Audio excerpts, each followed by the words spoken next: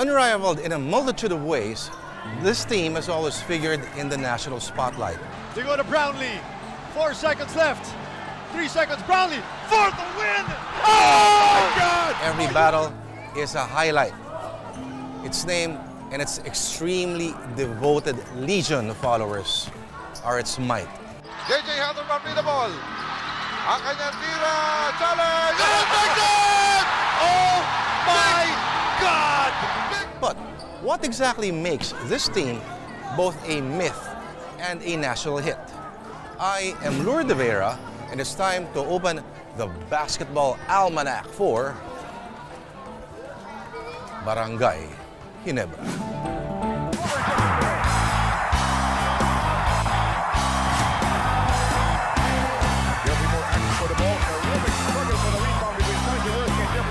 Jaworski bleeding from the mouth.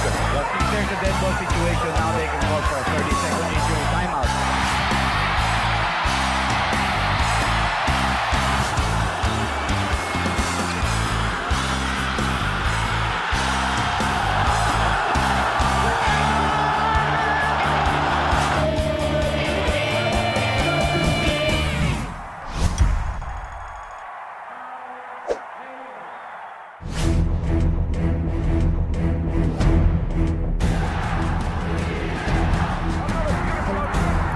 More than 2 decades of existence in the league, it remains, without a doubt, Philippine basketball's most popular team. Gonzalo, 3-point shot. Yes! Yes! Yes! Yes! JJ Hatton from the ball. Ang kanyang tira. Challenge! Oh my God! But it's more than just a basketball team. It's a cultural phenomenon. Again, we're seeing here.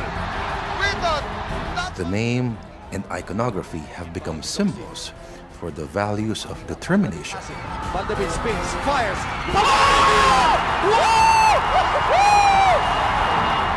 persistence, intensity, and courage.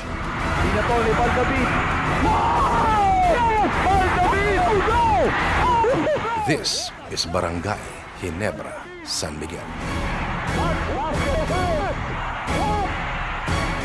In previous incarnations, the franchise has been known under several names: Gilby's Gin, St. George Whiskies, Añejoram 65ers, or Gordon's Gin Boars.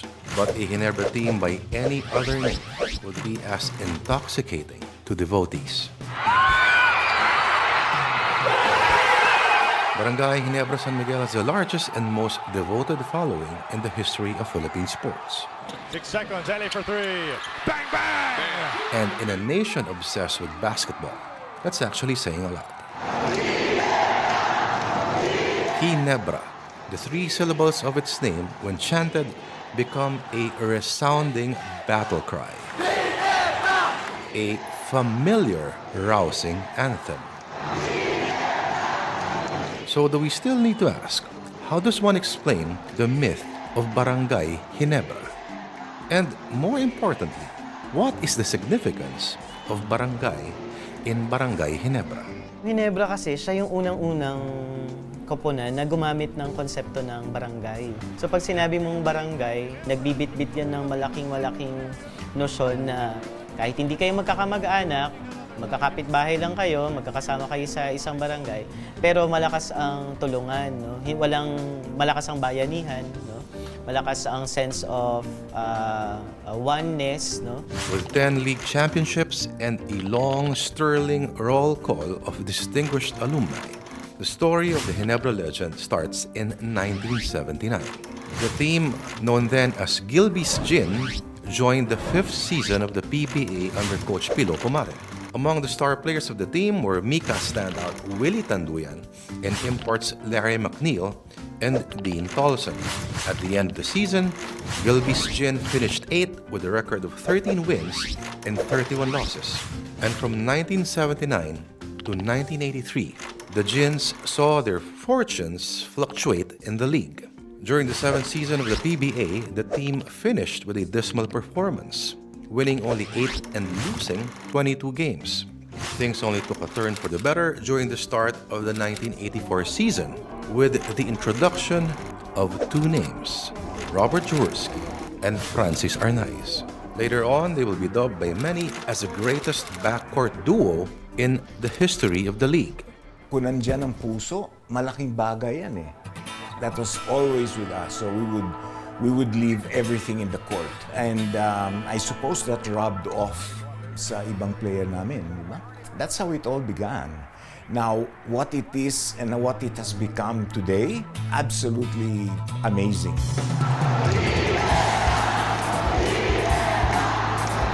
From this point on, Ginebra slowly transitioned from being a struggling bunch to the iconic team of today. More than that, being a Ginebra fan has also become a family tradition passed down from generation to generation. Yung husay sa pagpapakete ng Ginebra, naging labas siya doon sa konsepto ng negosyo. Ang na-foster nila na notion ay oneness, ay team. No? Na parang kapag dyan mo makikita na ang lahat ng konsepto ng matalo man, manalo, walang iwanan.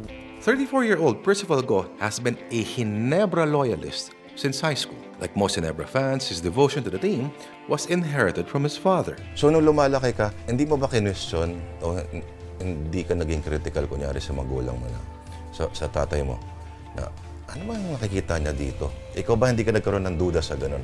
Hindi mo ba kinwestiyon yung kanyang pagmamahal sa Ginebra? Actually, yung galit nga ako sa tatay ko.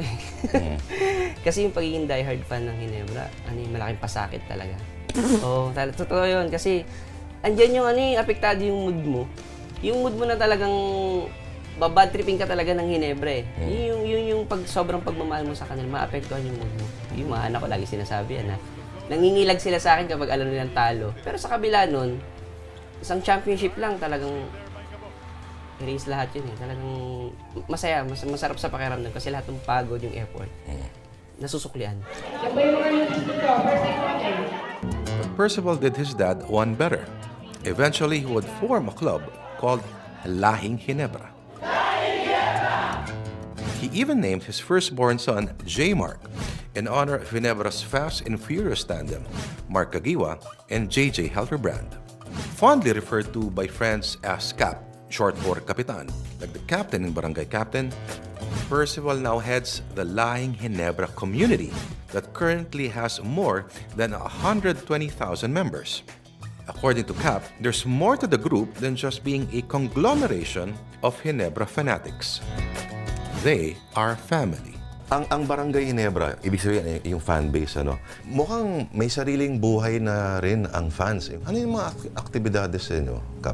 Sa isang buwan, hindi nawawala ng birthday celebration eh. Ganon kami kasi pamilya na talaga ang turingan namin sa Lahing Ginebra. So pagdating sa activities, nag-organize ako ng Ginebra Fans League para sa mga fans. Kami naglalaban kami sa court, pero magkakaibigan kami pagtapos.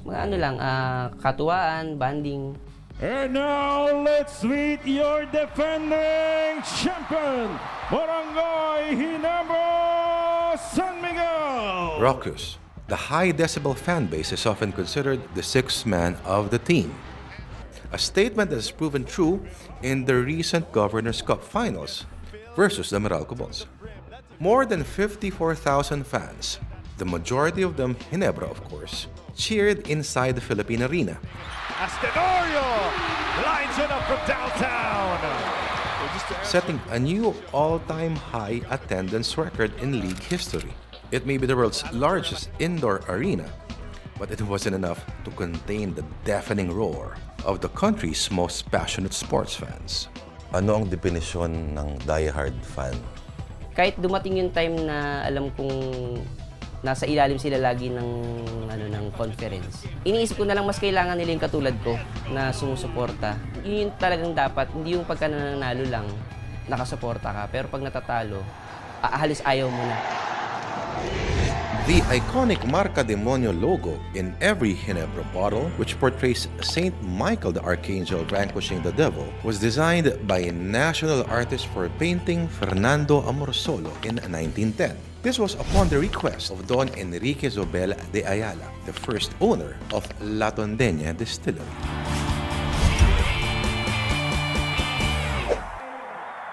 With its drawing of Saint Michael slaying the devil, Ginebra is probably the most iconic gin brand in the country. A fixture in many festive occasions, especially in street corner drinking sessions. But as soon as it made its first toast in the PBA, it became an instant elixir of joy among legions of fans. Just how did a simple alcoholic beverage forge this hardcore love affair from the sidelines to the stands? A sturdy, barrel-chested, 6'1" point guard. Big J's compact frame may not have been the prototypical basketball body, but he used it to great effect against the lanky but skinny players of the 70s and 80s. As playmaker, Jaworski wasn't particularly nifty or shifty like most point guards today, but the fiery court general possessed uncanny basketball instincts and unparalleled leadership skills. I would say Big J was the type of guy who will always want to go with the flow. And with this kind of leadership, with this kind of spirit and attitude, siguro tugma sa kanya yung run and gun style. Someone who will not wait for the defense to set up, but someone who will just continue to attack using a very breakneck type of pace. Ganun si Jaworski. Pag makakuha ng bola, rat-rat ka agad eh. Sure pass to Dynamite. Back again to the Big J. Yun ang Filipino style of play. Parang Crispa nga at saka Toyota. Yung walang roll player. Basta sila, meron silang play. Sa dalawa, bahala na player sa loob. The Big J's storied career started when he played college basketball for the UE Red Warriors under the legendary coach Baby Dalupan. Back then, his incredible court leadership and talent already showed potential, as he helped the Red Warriors to back-to-back UAAP championships in 1966 and 67. He eventually joined the Mika, the PBA's forerunner, starting out as a member of the Eco Painters before transferring to Meralco in 1968. Jaworski was named MVP of the Mika from 1971 to 74. But as good as he was on the court, a Big J can be a bit too passionate when it comes to the sport. In 1971, he and Alberto Big Boy Reynoso were banned for life by the Basketball Association of the Philippines for assaulting two officials after a series of bad calls favoring the Crispa Danny Floro team. Temperamental? Yes. For most Ginebra fans, this brand of temper is actually part of the Big J's legend. Ang nakikita kasi ng tao kay Jaworski, yung parang balanse lang. Para ko sinabing balanse. Una, masayang-masaya siya kapag nananalo sila. Pero siya pa ang unang pupunta dun sa kalaban para sabihin na, uy pare, ano pa rin tayo, magkaibigan pa rin tayo. Pero pag mainit yung ulo niya, mainit talaga yung ulo niya. Mananapak, babalya, ganyan. No? Pero pag nahimasmasan, magsasorry. So na-associate ng mga tao yung kanilang sarili kay Jaworski na ito hindi nahihiya na ipakita kung sino yung tunay na siya. Luckily, the Big J was reinstated in 1973. After the disbandment of Meralco, he then joined the Toyota franchise. It was with the Corollas that Jaworski became the first point guard to achieve 1,000 offensive rebounds and 2,000 defensive rebounds. He also received his lone MVP award in 1978, averaging a near triple-double for the whole season, 20 points, 12 assists, and 9 rebounds per game. Big J would then lead Toyota to 4 more championships before the franchise disbanded in '83. A fruitful career under the Toyota franchise would have been a perfect swan song for any professional player at that time. But the Big J just wasn't done yet. Things were just about to get more interesting when he transferred to the Gilby's Gin Tonics in 1984. But this time, he took a much bigger role as the first Filipino to become a playing coach. Jeffrey Moore asks for the ball. Ituri misses from 15. Terrific struggle for the rebound between Sonny Jaworski and Jeffrey Moore. Sonny Jaworski still on the floor. On October 22, 1985, Jaworski cemented his legend by ushering the birth of Ginebra's Never Say Die spirit. Natandaan ko yung Barangay Ginebra was playing against yung Northern Consolidated team. There was a particular game when Big J natapat sa kanya si Jeff Moore. Duguan si Jaworski, he was elbowed, he had to be rushed to the hospital. but Jaworski didn't quit. Jaworski bleeding from the mouth. And there's Dr. Ben Salute taking a good look at that cut on the kisser of Sonny Jaworski. Mabuti na lang yung nangyari kay Jaworski was very early in the game. So nakahabol pa siya from the hospital, went straight back into the game. You know, that's the kind of spirit, the attitude that fans love in a player. They never quit. Here is the Big J with a baseline drive. The Gin Kings went on to win the game, 99-96, with an all-stitched-up Jaworski coaching and playing at the same time to rally the team from 15 points down in the final 7 minutes of the game. Green Giant Dennis still now a double team is working on Michael Hackett. He's looking around for somebody to receive it. Jaworski. Left alone in the 3-set difference. That's his second birdie tonight. Talagang never say die player siya. Kaya nga pagka yung may mga umaangal na sumasakit sa katawan, pagka naglaro basketball, may mga player na nanakit. Nasabi ni Joe na mag-chest na lang kayo. Kasi basketball talagang contact sport yan. Inside the paint. Moore with a fadeaway. Good pass by Michael Hackett to Sonny Jaworski. And the Big J goes galloping down court. Plus Elmer Reyes over Jeffrey Moore. And in 1986, the Gin Kings finally reached the top, winning their first ever championship at the expense of the Manila Beer team. Jaworski would then lead the Ginebra franchise to 3 more championships. But the praises Barangay Ginebra received wasn't just about Jaworski's. After all, there is no I in basketball. Barangay Ginebra during Jaworski's time had a lot of role players. They had a big guy, Marlo Aquino, nandiyan si Noli Locsin, Dondo Nampalayo, Bal David, Vince Hison. A lot of players came into the woodwork of Barangay Ginebra.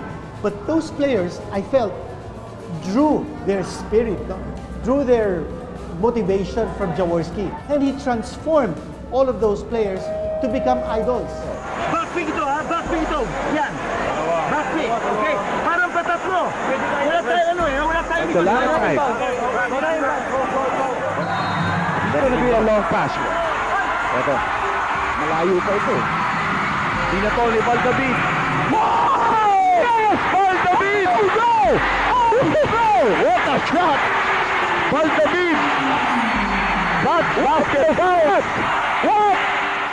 Him as a player, very tough, fair, but never afraid of anything. Taught us a lot. Most importantly, how to have the confidence to go up and take the big shots and not be afraid. So that was, in one way, shape, or another, he's affected all of us, even our faith. He prays a lot with us. Jaworski ended his historic career at age 53, making him the oldest professional player in the league. His last official PBA game was in March 1997. But the Big J coached the team until April 1998. Mag-isa ka dyan. Okay? Rolly, mag-isa ka dito. Bibigay ko bola. You understand? Now, Pido, alisto ka. Pagdating mo dito, back. And after a glorious 33-year basketball career, he called it quits and shifted his focus to politics. In 1998, he placed 8th in the senatorial elections. But politics just didn't seem to fit the Big J. He eventually lost his re-election bid in 2004. Buong puso po ako nagpapasalamat. Bunga po ito ng walang humpay ninyong pinapadamang pagmamahal. Hindi lamang po sa akin, kundi sa lahat ng membro ng aking pamilya at lahat po ng nakasama ko at nakalaro ko. In July 2012, he officially retired. Yet he made one thing clear. I may be returning my jersey, but my passion for the sport and for my love for the people shall remain forever foremost in my heart and my soul. Tuloy po ang samahan, tuloy ang pagkakaisa, tuloy ang lahing Ginebra.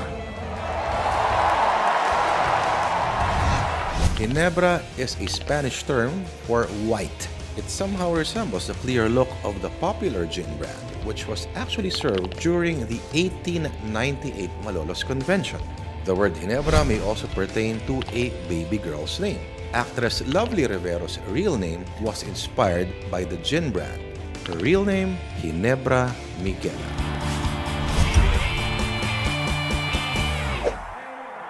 Robert Jaworski was born to a Polish father, Theodore, and a Filipina mother, Iluminada Salazar. Jaworski married Evelyn Revilla, the daughter of movie icon and former Senator Ramon Revilla Sr.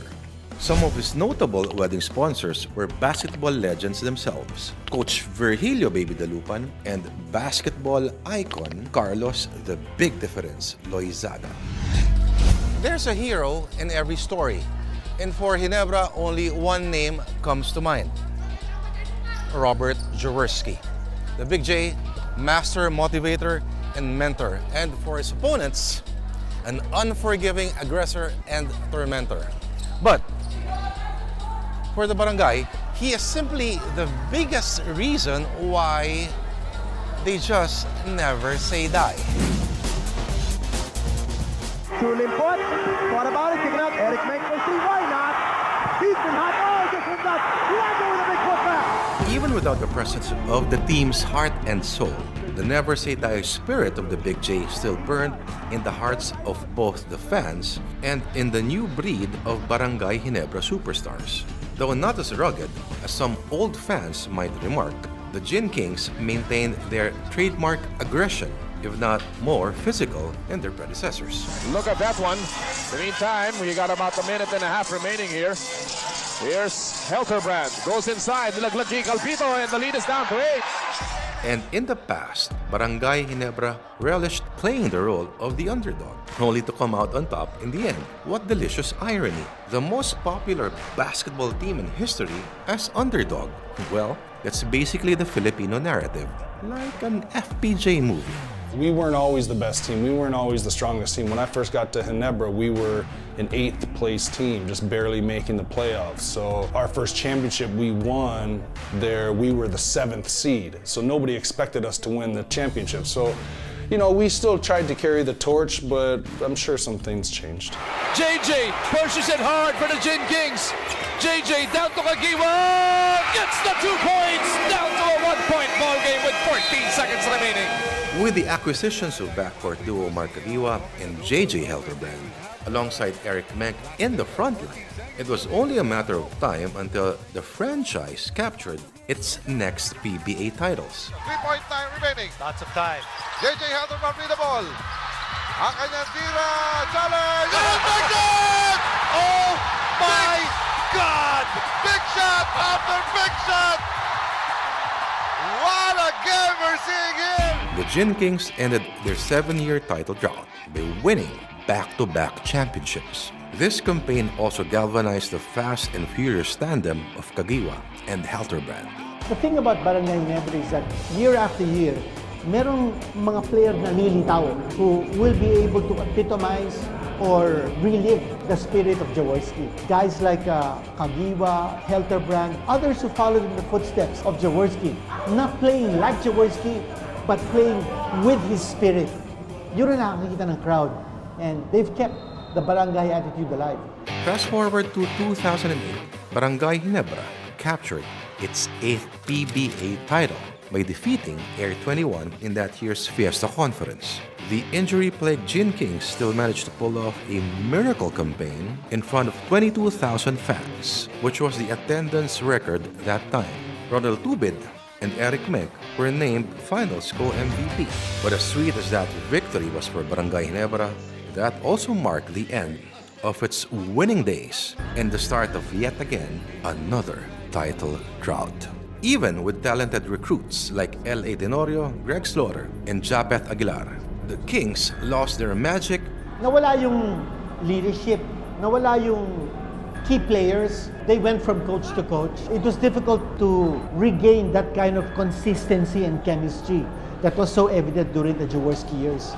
Indal. Wilson for the win! No! For 8 years, the Gin Kings played with no silver lining in sight. Though stuck in rut, the Ginebra spirit never faltered. Hope did come eventually for the team, but not without raising the eyebrows of die-hard fans.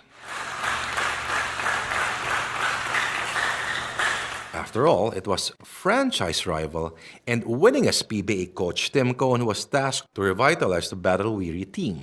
The idea of continuity was not there through the 8 years. I thought that, maybe the game had changed a little bit through the 8 years. The true run and gun wasn't going to happen because the defenses have gotten more sophisticated, and maybe it just, they wanted to keep that run and gun spirit going, but it wasn't as successful, especially come playoff time. Some thought his entry would spell the end of Jaworski's legacy. Ginebra dropped its run-and-gun style to adapt Cone's more scientific and methodical triangle offense. Triangle, hindi naman alien sa mga Pilipino yan eh. Team Con kasi is playing to win the championship. Ang lahat ng team ng Ginebra San Miguel, they're playing for the fans. Coach Tim begs to differ though. Rather than being intimidated by die-hard fans, Coach Cone chose to focus on rebuilding the squad from the ground up. He admits that even team veterans were once skeptical of his methods. Tenorio has to fire. Bang!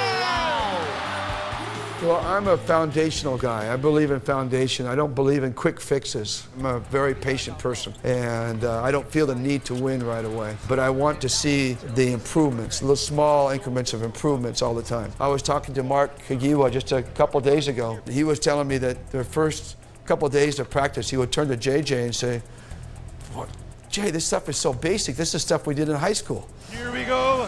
Game 6 between the Bolts and Barangay Ginebra is underway. Results don't come overnight, but through hard work and dedication, plus the never-say-die spirit, Barangay Ginebra finally broke the curse that hounded the team for 8 years by claiming the 2016 Governor's Cup title against the Meralco Bolts. Here we go, Philippines! Crazy. Barangay Ginebra against Meralco. They go to Brownlee. 4 seconds left. 3 seconds. Brownlee for the win. Oh my God! Are you kidding me? Are you kidding me? I knew it. I've had so many people at times, people come up to me and say, Coach, I used to hate you. I used to hate you, Coach. But now you're my favorite coach because you're coaching Ginebra. So I get that a lot. We took great pride in the old days in beating Ginebra. One of the things we used to say, we wanted to disappoint the Ginebra fans, and we used to say we got to keep the fans out of the game. You know, that's one of our ways of trying to beat Ginebra. So now coming over here and being with the fans, it's almost magical. So make your way to Bacaue, Bulacan and witness history live as we officially begin game number 7 of this riveting series. The campaign wasn't a fluke. Barangay Ginebra once again captured the Governor's Cup title in a repeat finals duel with the Meralco Bolts in 2017. And no foul by Meralco. They did not foul. That's it, Chuck. They are not going to foul. That is going to do it. A defining moment, sure, but the victory wasn't just for the glory of the players. This was also a gift for all the fans who stuck with the franchise through thick and thin. Any team that has a tradition of never giving up is bound to have an enduring legacy. And for Barangay Ginebra, you've got to give it to, again, Robert Jaworski for keeping that tradition alive. Kanya, up to this day, for so many years, the fans continue to look up to Barangay Ginebra as the iconic never say die team.